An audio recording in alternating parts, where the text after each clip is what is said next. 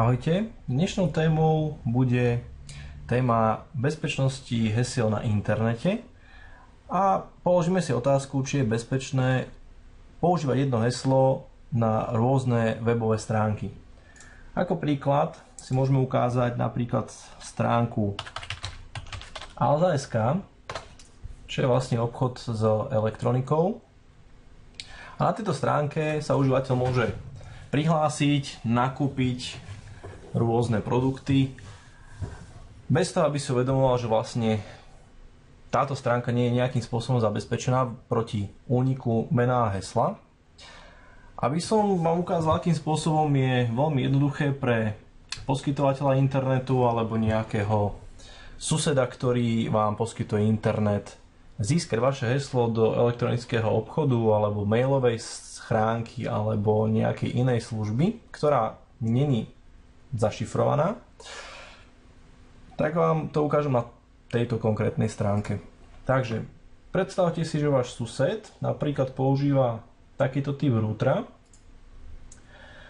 a spustí si tzv. Sniffer.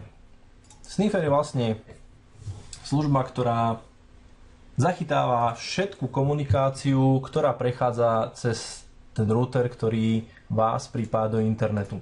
Ja som si ho ešte opatril menším filtrom. V tom filtri si vlastne filtrujem komunikáciu iba pre moju IP adresu, lebo tej komunikácie je celkom dosť. Takže to spustíme.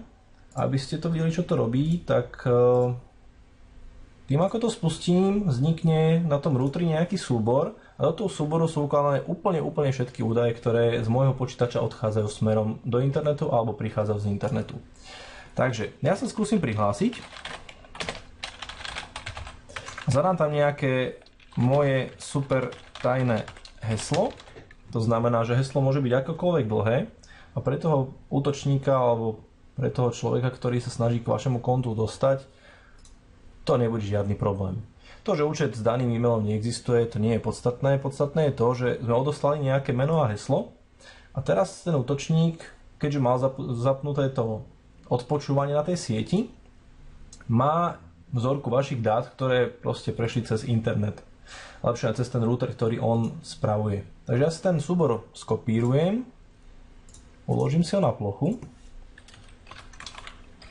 premenujem si ho .cap, aby program, ktorý analyzuje tento dátový trafik, ho rozpoznal a otvorím si to v ňom. To je prakticky celá komunikácia, ktorá bežnému užívateľovi veľa nepovie, ale pokiaľ si to ďalej v tomto programe filtrujeme iba na HTTP komunikáciu, čo sú vlastne webové stránky, tak sa môžeme pozrieť, že v tomto pakete 182 som poslal požiadavku na Alza.sk a v tej požiadavke som odoslal dva parametre: username a password. A keď si to rozkliknem, to je moje meno, ktoré som zadal pri prihlásení a to je moje super tajné heslo.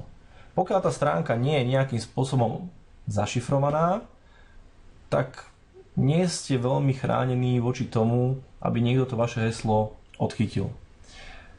Čo som chcel tým povedať? Chcel som tým povedať to, že pokiaľ užívateľ používa na prihlásenie na viaceré stránky rovnaké meno a heslo, tak prípadnému útočníkovi nezostáva nič iné, len vyskúšať najobľúbenejšie stránky užívateľov, Facebook, Gmail alebo niečo podobné, či náhodou to vaše heslo, ktoré na Alzo.sk používate, nie je rovnaké na tejto služby. A tým pádom sa môže dostať do vašeho konta. Verím tomu, že som vám otvoril oči s tým, čo všetko je možné na internete získať a že je veľmi dôležité, aby ste dávali veľký dôraz na bezpečnosť svojich informácií a údajov, ktoré posielate. Ďakujem za pozornosť.